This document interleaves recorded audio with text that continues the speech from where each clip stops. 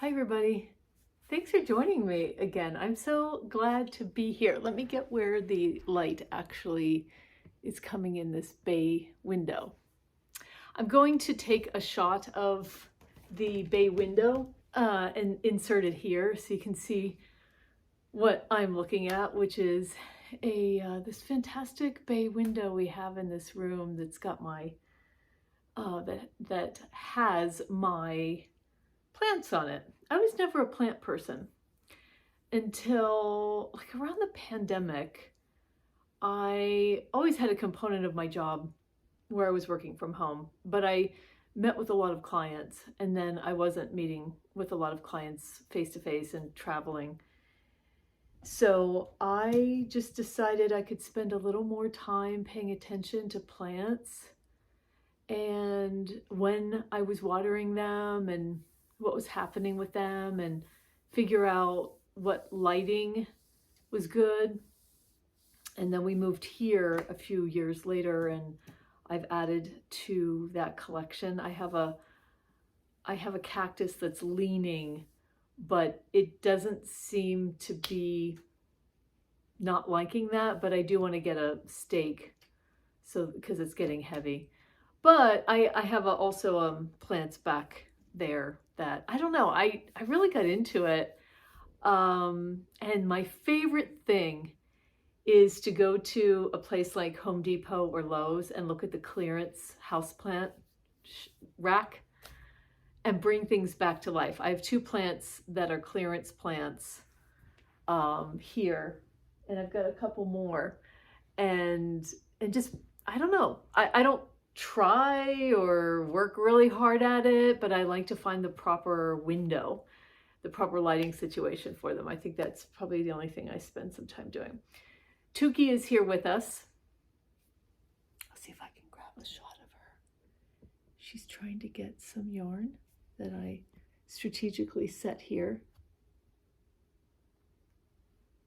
for her to be occupied.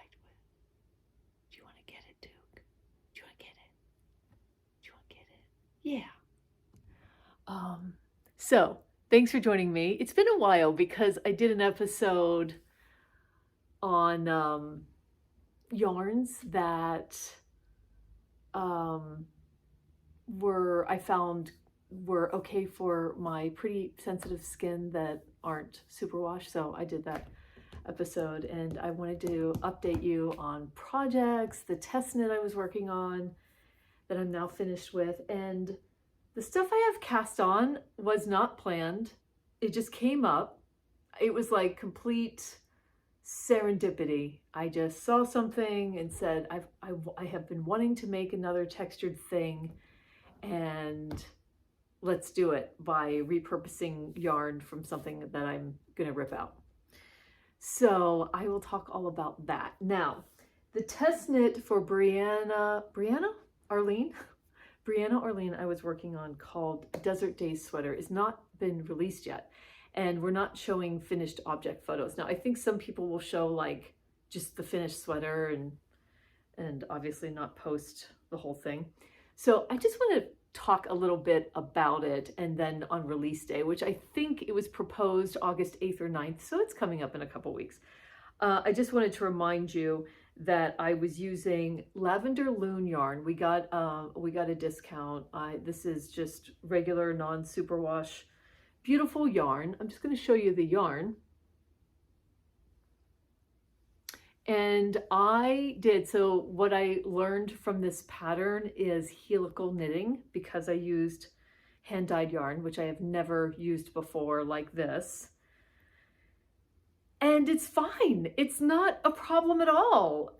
I saw a video, which I will link here. I don't know if it was an Andrea Mowry one or not, but whatever one I saved, I'll link here. And how you just like switch yarns, which is like 3 stitches before your last time switching yarns, and you slip 3 stitches and you've got this ball going. But other than that, the fact that you have 2 different balls going at the same time, it was fine. And then there were times where I could tell that it was okay not to helical knit. So I didn't do that very much on the sleeves or yeah, I didn't do that. So, I mean, there's a little bit of pulling, but I put some elastic in the neckline, which I'll talk about more when it's released. But I wanted to show you this really cool ribbing that's happening. I did half twisted rib. That's what the pattern called for. And then this ending, this finish, which rolls up the end. And I love that. It's like now one of my favorite finishes. The real wow is the color work on the sleeves. Yeah, this is pretty cool. I actually used 3 colors and almost by mistake, and I was only supposed to use 2. But these, the burgundy and the green, are lavender loon. Those were the colors I thought I was going to use. And then I became obsessed with Brit's colors from Baby Cat Yarns. And so she had this skein of yarn that I showed the last time that had like 5 colors all wrapped together as like 20-gram singles. A sport yarn. I apologize. This is sport yarn. And so I ordered this color, or I'm sorry, I ordered the skein, which also included this color, which is called Old Orange Boy. Old Orange Boy. I'll put the name here. It's one of my favorite now colors of like a tobacco-y brown. I love the vibrancy of that. But I had started with the burgundy and then remembered I wanted to use the tan, orangey tan, but then I remembered I wanted to use the green and the, anyway, she was fine. She thinks that looks pretty cool. So I will show you everything coming up. But I also learned, first of all, my first time doing color work on a sleeve, that's pretty rare. And I did the same finishing, although it's leaning a little bit, on the half twisted rib and a rolled, did we do a rolled? No, I don't think we did on the edge of the sleeve, just in the neck and the bottom. And lifted increases, I'll just say lifted increases were used to make the yoke of this sweater. I guess I can show it to you since she advertised this as something that was upcoming, but I'll just show you. Do you see those lines where it's increasing? That's brilliant. I love that. I love that. So pretty cool. I'd say the only thing that I'm struggling with here is the wideness of the neck. And I followed the pattern. I suppose I could have asked Brianna if I could have done less of a cast on, but I just followed the pattern. And my style is, even this shirt is a little too wide for me. I really like a nice tight, not tight, close fitting crew. I just have to pay attention to that more in patterns. Unless it's like a super obvious boat neck, I'm not paying enough attention to that. But that doesn't take away from the brilliance of this pattern and everything I learned from it, and just the new experience of doing color work on a small circumference. I mean, I've done color work on socks, but yeah, it was all very cool. And the fact that I got introduced to lavender loon yarn, which is a hand dyer in, I think it might be Wisconsin. That's what I'm remembering anyway. Let me just take this down a little bit. Okay. Okay, Took. What's next? What's next? Do we talk about what I'm working on? Okay, let's do it. Let's do it. Sorry about that. Cheryl Mokthari. Does she go by another name? I'm not sure. Came out with the Stornoway tee. This is a version of the Stornoway sweater, which I am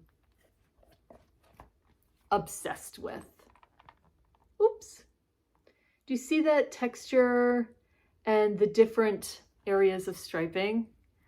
And someone's done a long sleeve version of this. I knew I must do it, but I wondered if I could do it with yarn I already owned. That was the thing. And I didn't care whether it was summer weight because I was probably going to make it long sleeved. I still actually haven't decided on that, but I think I will. And I knew that I was probably going to unravel the wonderful Staff and Vest Light that I made out of Sanduskarn, out of Drops Daisy in the marzipan color. I love the pattern. I can't wait to make it again. I made it too large and I kept putting it on and I kept thinking, yes, I'll probably wear this when it gets cold, but I did the size 3 and I will do the size 2. Also, I knew I loved the yarn and I wondered if I could pair it with a color and it would make it even more exciting. So I've unraveled that and it is now being turned into this Stornoway sweater.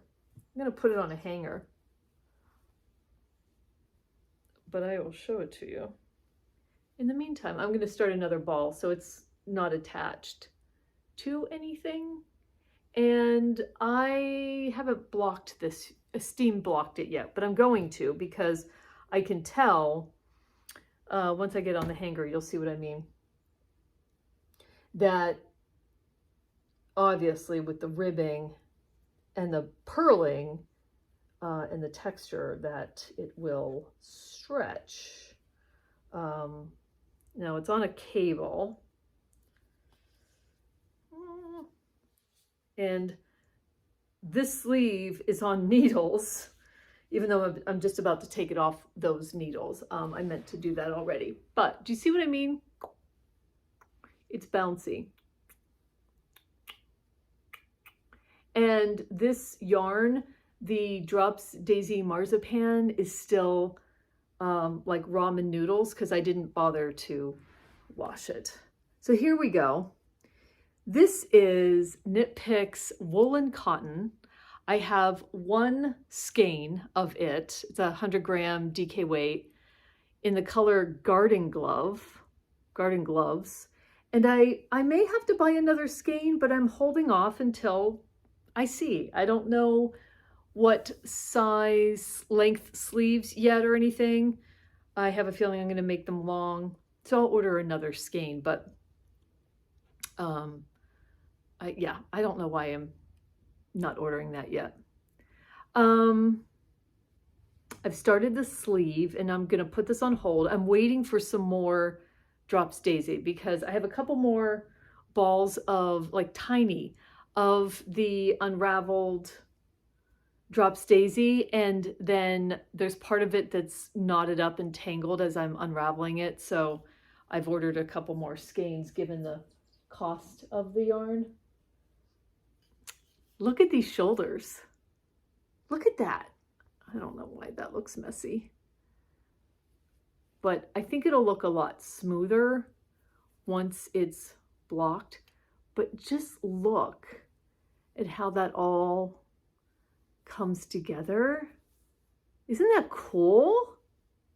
This is what has drawn me to this pattern. So what do? You do lots of like switching. So this is a trapezoid and you do green, cut the yarn, marzipan, cut the yarn, green, cut the yarn, yarn cut. There were a couple times that I could get away with not cutting the yarn, but not very many because you're joining yarn on the opposite side and then it just wasn't working out. So I will have a lot of, when you start, you just have to get used to the idea that you're going to have a lot of ends to weave in, and that's fine. And yeah, it's so meditative, purling, knit, purl, purling. Then you've got these beautiful flat sections. Rolled collar, first time for like a compound-ish, whatever this is, English shoulder. I don't know what that's called. I love it so much. I know like Ozetta does shoulders like that. My God, look at that. Ugh. So I'm hooked on this whole thing. And rolled collar. So you go, I'm just going to put it in centimeters because that's what the pattern is, but 2 centimeters, then you do a purl round, and then 2 centimeters, and then you fold it in to the wrong side, and you knit it together with the cast-on edge. I didn't do that. I did the 4 centimeters, a little bit more than 4 centimeters. I did the purl, and then I did not like how that looked, the fold line. So I took out the purl, and I then just continued until it was about a little over 4 centimeters long. And I also tried knitting the edge of the collar to the cast-on stitches, and I could not get that correct. So I sewed it down. And so how did I sew it down? I cast it off, regular cast off in pattern. And then I took a cast off stitch and I thread the yarn through the corresponding existing cast-on stitch. And I called it a day. So, I mean, I will work on that other technique. I want to try that again, but I just thought I'd try like version 2. I have tried this on. It's fine. It's not oversized. I'm making the size, this is DK weight. She did it in Sandusgarn Laine. US 4 for the body and US 2.5 for the ribbing. I'm using size 4 US needle on the body. I did the neckline using US 3. The pattern recommends 2.5. I don't know why I didn't use those, but it turned out just fine. I didn't go down to US 2. The number of stitches I picked up ended up on the neck, ended up less, like way less than the pattern. But I picked up every stitch I saw, like you were supposed to. And I just went for it. And it's fine. I'm having so much fun. And this like popped out of nowhere for me. You know what I mean? Like it wasn't planned. I did spend a couple more dollars buying more marzipan, Drops Daisy marzipan. I may end up getting another skein of garden gloves, but I'm happy to use up the skein I have because I had a hard time meeting gauge with the wool and cotton from Knit Picks. And here the gauge, when I measured the gauge on this section, like I just measured the number of stitches in 4 inches, it's dead on. So it works in a US 4. And I didn't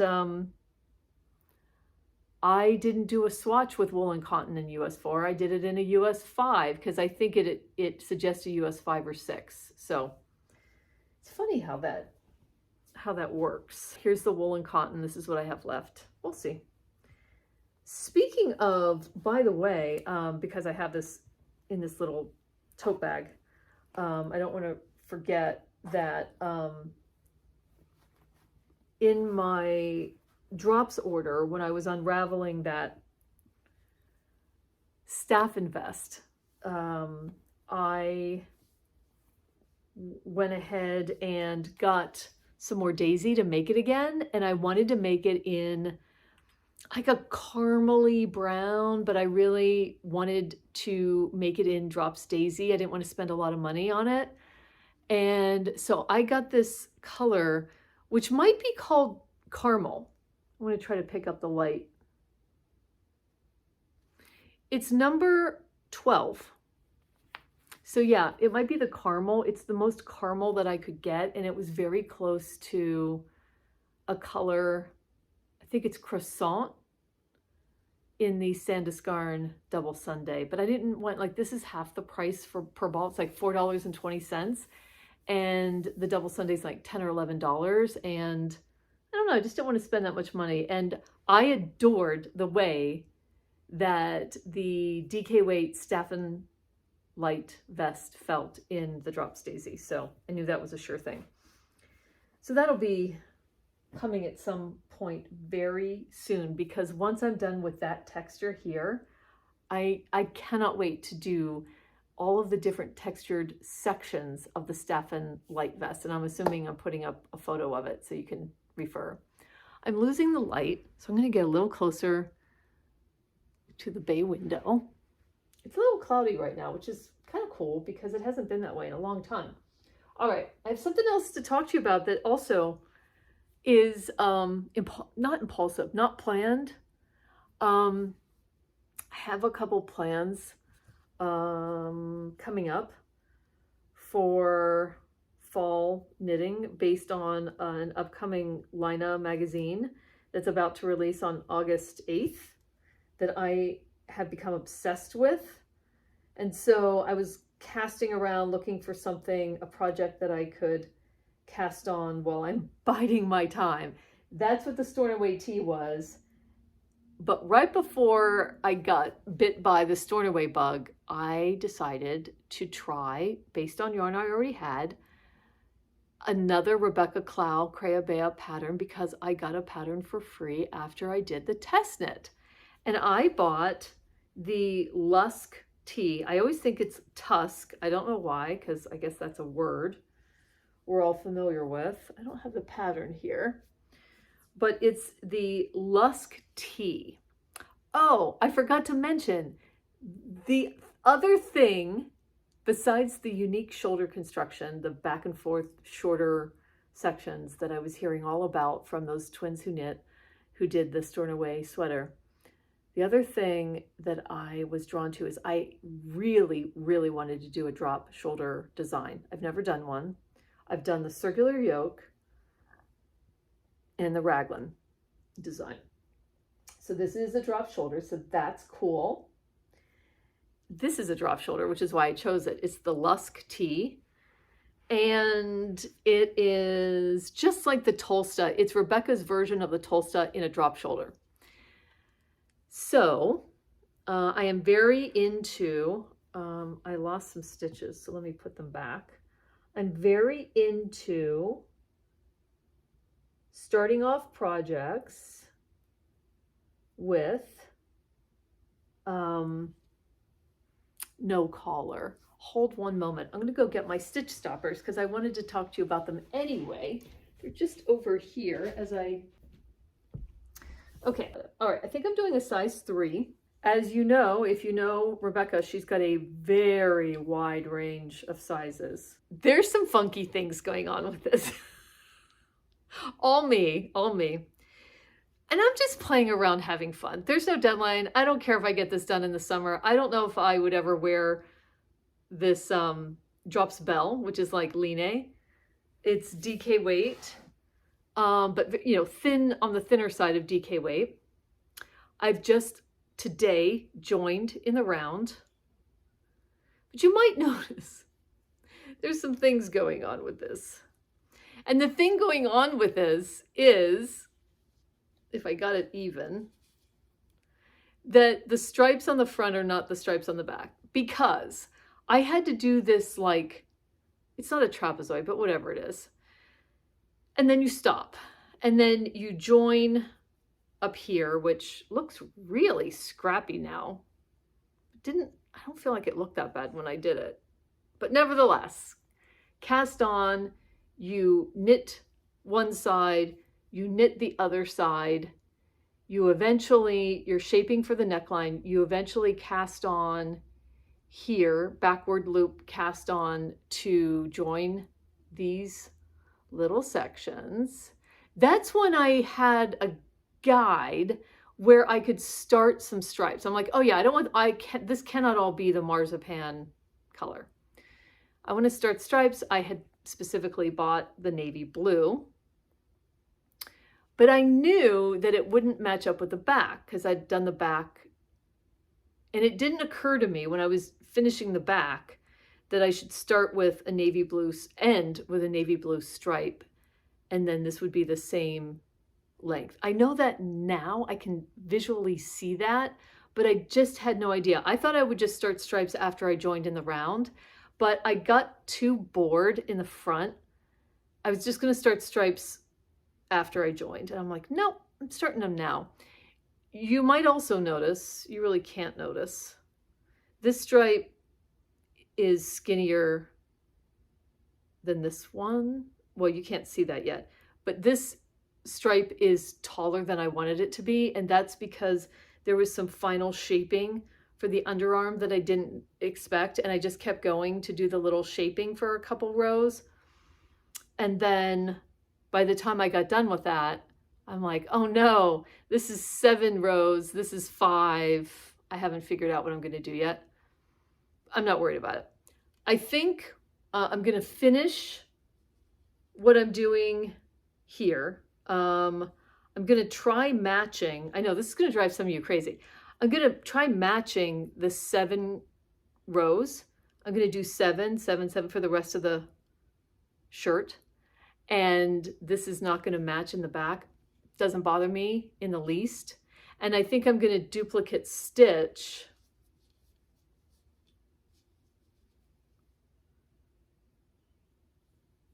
a couple rows so that this starts where this does. I'm just going to duplicate stitch. I know that's going to take a while. It's going to be a pain, but we'll see. Not fussed at all about any of this. I'm so happy that I'm trying stripes on my own, and I'm figuring all this out, and I've learned, oh, if you want to add your own stripes, like I could have done one here. And then now I know, like, oh, then I would do another one. Like, I know that now. It might sound silly. Like, why wouldn't anyone be able to figure that out? I don't know. I can't explain it. So I'm doing the 3rd size. I keep messing up a couple things because Rebecca lists centimeters before inches, and a couple places I didn't pre-highlight. So I was reading length in centimeters and not inches, like knit down to whatever. And so I had to rip some out because I'd gone too far because I was looking at centimeters, but I'm on track now. And I've tried this on several times when it was on waste yarn. And I like, there's just no pressure on this one. Like I'm just totally playing. And it's addictive. If I add stripes to something, it's so addictive. And so I guess that's what I'm doing. I think I'm going to make the collar navy blue. I really want to make it navy blue. So that's my plan. I don't know. This is so fun. When I was ordering that brown, I also ordered more of the drop spell and more of the blue. So we'll see. This is so cheap. I don't know if it's like Laine. People say it is. I don't know if it is because I actually haven't had my hands on a ball of Laine, so I can't say. I rarely have 2 garments going at the same time. I had not picked this up, and then a couple days ago, I only had these panels done. And so a couple days ago, I finally joined the neckline in the round. I joined these 2 pieces together, and over the last couple days, off and on, I did the stripes and then joined because I'm waiting on more drops daisy, and I think that's coming tomorrow. So I don't know, I'm gaining momentum. Yeah, let me just tell you real quick about these stitch stoppers. So I had gotten these from my local yarn shop. These stitch stoppers. I haven't lost one. It's under the couch because Tuki has fallen in love with these. Knowing that, I had originally bought these foam stitch stoppers from Coco Knits and found that I didn't like them, and They were kind of dangerous around Tukey. She never ate them, but she plays with them, and I lost them everywhere. So I did go to Amazon, which I really don't do a lot. I really don't. But I wanted more stitch stoppers that I cared less about. That's why I did it, because I only have one of these now. And eventually one day I'll have the other one. I know exactly where it is, but I haven't moved my heavy sofa. So I got a bunch from Amazon. These were like 1, 2, they're these sunflower ones that I have on both of these projects.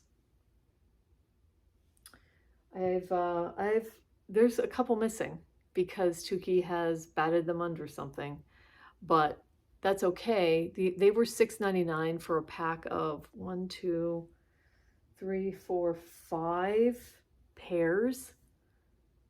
And you know, look, I love these, the dumpster fire ones, the cupcake, the whatever, adorable. And I will continue to pick them up if that's meaningful at the time for me. But in the meantime, this is the kind of thing I have to have. I mentioned the Laine publishing new book coming out called Field Notes by Olga Putano.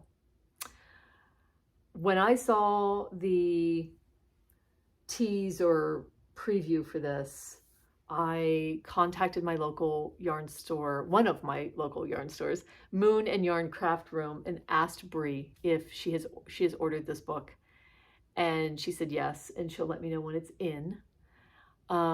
It says the release date's August 8th, and I will bring it up. There are 2 things in this publication that blew my mind as must. Field Notes, 20 textured knits for everyday beauty. I am so into texture, not so much cables. Haven't really done a cable, and that is the cushion vest. Everything about the colors that were chosen by the maker of this vest, this is one of the test knit versions, speaks to me. Everything. The burgundy, the light burgundy, I have that already from this lavender and loon, so I can use that. The purplish navy blue, and then the beautiful vibrant baby blue. I think these are British wools, or it's from the Dragon Knitter. The Dragon Knitter knit this, and I think it's New Zealand. Oh my goodness. Her eye for color is insane, but that mustard, that vibrant mustard, must find. I have a couple ideas, but I'll show you the what is in the book. And this is also, like, she uses like mohair or something for the color work. I love the shape of the vest. Simple. DK weight. She uses Les Garçons British DK, and Walcott yarns, and Les Garçons fluff is the yarn. So I don't know what my final choice will be, but let me show you the other. This is the Tulpen, and again, this comes from Field Notes. Holy, can I get it here? Holy moly. I love the like Nordic Swedish simple color work, and the color work at the bottom. Tulpen is the Ukrainian word for tulip, and that is what inspired this garment. All right, one more that is also on my list for someday. And that is Midge. Do you see that light blue?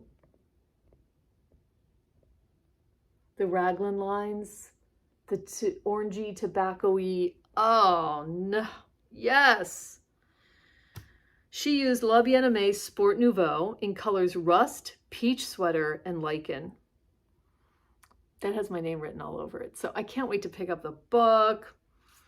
I do have some ideas in my head about the yarn, the vest, that I would use. So we'll see.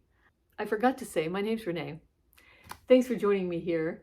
I would love to know what you're working on while you watch this. This is my update, and I guess some future plans. Who knows what might pop up in the meantime.